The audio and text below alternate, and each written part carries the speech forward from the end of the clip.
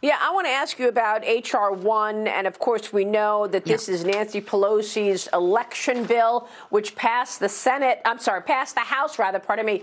President Biden signed a new executive order on election reform yesterday on the anniversary of Bloody Sunday. The order calls for federal agencies to expand voter access to people like federal prisoners. It will examine access barriers for disabled individuals, as well as improve overseas ballot tracking. And it comes as the president says he's urging the Senate to pass the sweeping election reform bill, H.R. 1.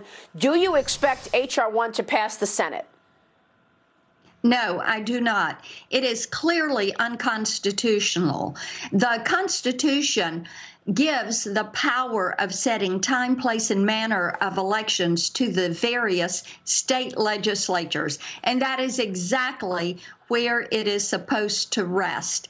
And I have been encouraging states to work on their election law. I have been encouraging individuals and communities to go to their local election commissions and see the last time the rolls were cleaned up and scrubbed in their communities. But Maria, this is for your local and state governments. The federal government should not be trying to override the states and take away their constitutional mandate to handle elections.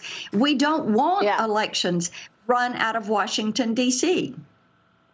Well, what a joke to call it For the People Act, Senator. I mean, really, for the people. Meanwhile, they're taking it out of the people's hands and they're federalizing the election.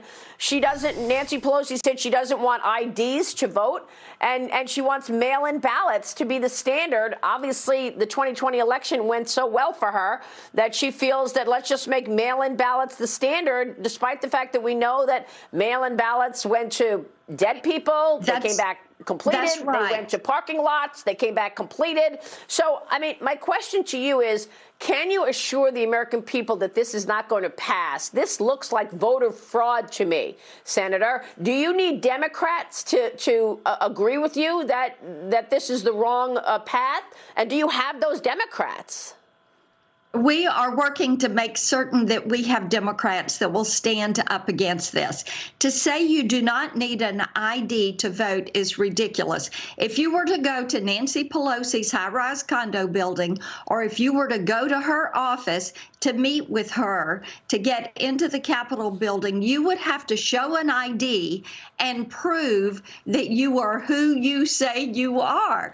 And this is just ridiculous to say you don't need to have an ID in order to vote. If you go pick up a prescription, you have to have an ID. If you apply for any benefits, government benefits, you have to have an ID, but not to vote. This is all about institutionalizing voter fraud and institutionalizing some of the practices they had in 2020. I mean, this is outrageous. So the intent, yes. I mean, the intent is fraud. Is that what you're saying? I mean, the intent of this bill to say no, no ID, mail-in ballot, vote as young as 16 years old. And what's the intent?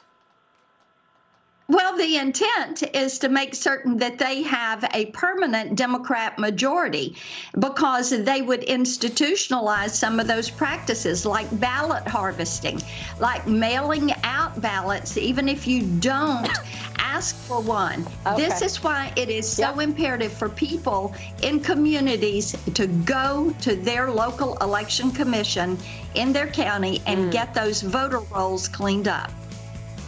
Senator, it's good to see you this morning. Thanks very much. We'll keep putting a spotlight on it. Marsha Blackburn, we'll be right back.